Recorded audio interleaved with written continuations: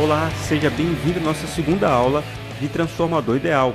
Estamos aqui na parte 2. Nós vimos na parte 1 que a ilustração utilizada para representar o transformador era essa aqui, um núcleo e duas bobinas enroladas nesse núcleo. Esse transformador ideal, nesse caso particular, já tem aqui acoplada uma fonte de tensão e, no caso, uma carga. A fonte de tensão ligada ao lado de alta tensão e a carga ligada ao de baixa tensão. O fato de ter uma fonte transforma esse lado de alta tensão no lado primário e o fato de ter uma carga nesse lado aqui de baixa tensão transforma esse lado no secundário.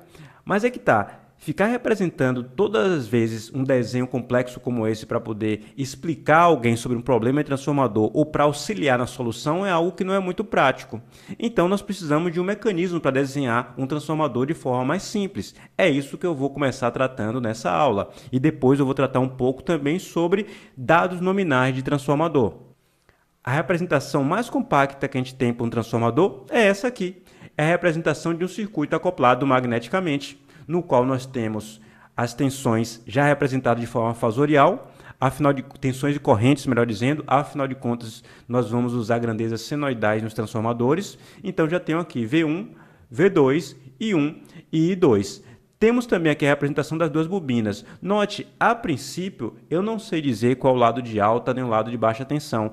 Então, muitas vezes você representa esse circuito, essa partezinha da indutância de cada um dos circuitos acoplados magneticamente com o mesmo tamanho.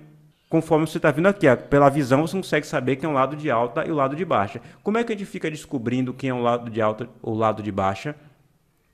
A gente pode fazer isso de duas formas.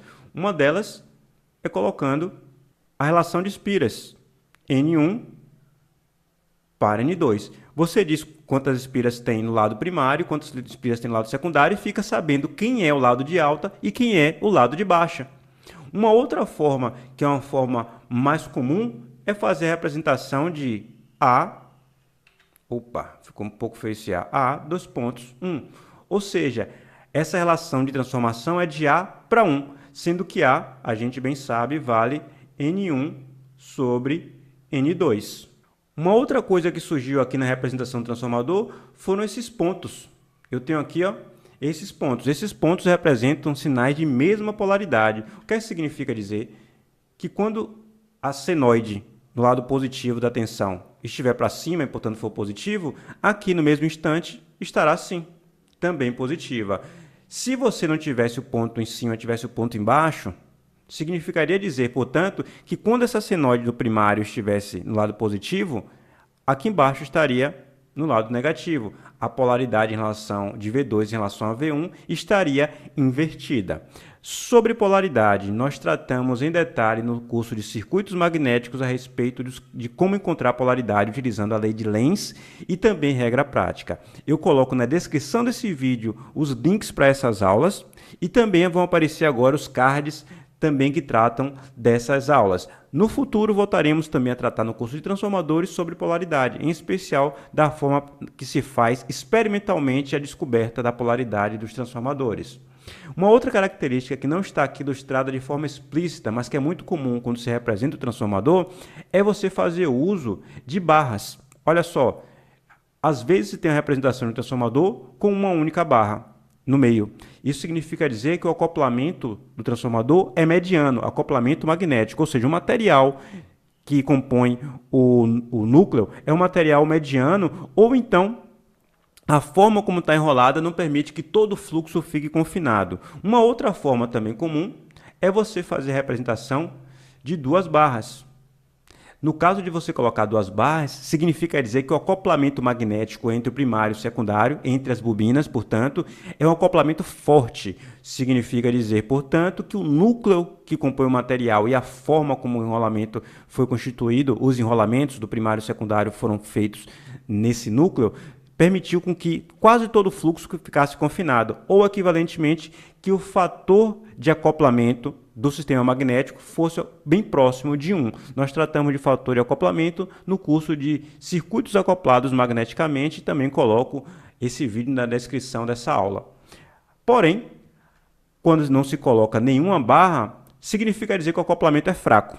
Ou seja, os circuitos não estão bem acoplados magneticamente, ou o núcleo é feito de ar ou de outro material, ou o bobinamento está mal feito.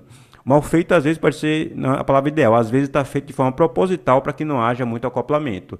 Porém, é muito comum em alguns livros que você encontre sem nenhum tipo de barra, e isso não obrigatoriamente quer dizer acoplamento fraco. Às vezes o livro trata de transformadores e não se preocupa a respeito do nível do acoplamento, porque ele parte do pressuposto que todo transformador que ele trata é bem construído e, portanto, nas aplicações de potência, o acoplamento é sempre um acoplamento forte. Então, de vez em quando aparece dessa forma como está, e isso não quer dizer nada em relação ao acoplamento. Sempre trata-se com acoplamento forte, como acoplamento forte. Uma outra coisa relevante, se você quer representar a fonte e a carga, você deve usar, portanto, essa representação. Coloca a fonte, obviamente, no lado primário, o lado que você colocar o subscrito como sendo 1, e coloca a carga no lado secundário, no lado que o subscrito for o lado 2. Note, mais uma vez, é impossível saber pela ilustração quem é o lado de alta e o lado de baixa. Vai ser as quantidades de espiras ou a relação de transformação, quando disse A, 2 pontos, 1, ou seja, de A para 1, que vai informar. Porém, é muito comum também que quando você já sabe a quantidade sabe se o transformador é aumentador ou abaixador, que você já faça o desenho considerando isso na própria representação das espiras. Então, esse transformador aqui é aumentador, você sabia disso. Então, como você faz a representação, você coloca a quantidade menor, bota a indutância, vamos dizer assim, mais compacta, menorzinha, e aqui no secundário você já coloca uma quantidade maior. Isso representa o transformador aumentador, ou seja, que a tensão do primário é menor do que a tensão do secundário. Afinal de contas, ele está aumentando a tensão que vai ser entregue à carga. Nesse caso particular, eu coloco aqui também A para 1, e é sabido, esse A especificamente é um número menor do que 1. Afinal de contas, A é N1 sobre N2, e nesse caso é sabido, N1, que vai representar essa quantidade de espiras, vai ser um número menor do que N2, e, portanto, será menor do que 1. Se for um transformador abaixador, o inverso é também válido. Precisamos tratar também a respeito dos dados nominais de um transformador. Quais são os dados comuns de um transformador?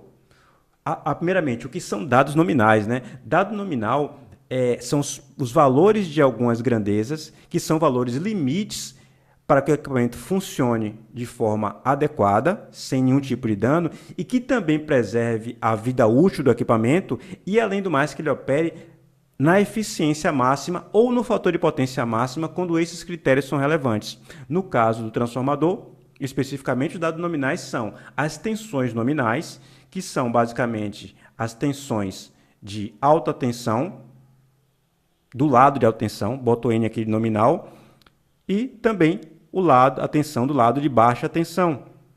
Coloco aqui nominal. Note, você não tem que indicar primeiro a maior tensão, depois a menor tensão. O transformador é um equipamento bidirecional, ou seja, a potência flui do lado de alta para o lado de baixa, assim como do lado de baixa para o lado de alta. O que define quem vai ser primário ou secundário, ou seja, quem vai estar ligado à fonte ou quem vai estar ligado à carga, é a aplicação.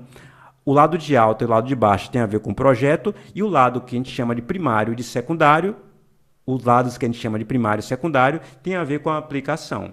Uma outra coisa que define é a potência aparente. A potência aparente nominal, o S nominal, que obviamente é dado em volt-ampere. Aqui as tensões são dadas em volt. Outro parâmetro nominal que também é ofertado pelos fabricantes para você saber os limites que esse transformador deve operar são as correntes. As correntes são as correntes do lado de alta tensão, nominal, e a corrente do outro lado, do lado de baixa tensão, valor nominal. Como é que eu encontro esses valores de corrente? Basta dividir a potência nominal, que é a mesma para os dois lados do transformador. O que entrou num lado do transformador tem que seguir para o outro numa boa, né? Sobre a tensão de alta, do lado de alta. Aí você encontra a corrente do lado de alta tensão. E aqui eu tenho também, para encontrar a corrente do lado de baixa tensão, que fazia a divisão da potência aparente sobre a tensão do lado de baixa tensão. Um outro parâmetro relevante é a frequência no qual o transformador é projetado. Tipicamente no Brasil, a frequência de projeto é uma frequência de 60 Hz. Porém, se o transformador é construído para a Europa, ele é feito numa frequência de 50 Hz, que é a frequência europeia. Porém, há casos específicos, como por exemplo, dentro dos sistemas de aviação, dos aviões especificamente, a frequência do circuito de corrente alternada é uma frequência de 400 Hz. Portanto, você vai ter de fazer o projeto do transformador levando em consideração a frequência no qual ele deve operar. E que diferença faz a frequência no projeto? O valor do fluxo se altera com a frequência. Eu tenho um vídeo específico no qual eu tratei sobre indutância e é exatamente o mesmo fenômeno que acontece com o transformador, no qual você altera a frequência e o valor do fluxo também se altera. Eu vou colocar também esse vídeo na descrição, assim como um card que vai surgir aqui agora.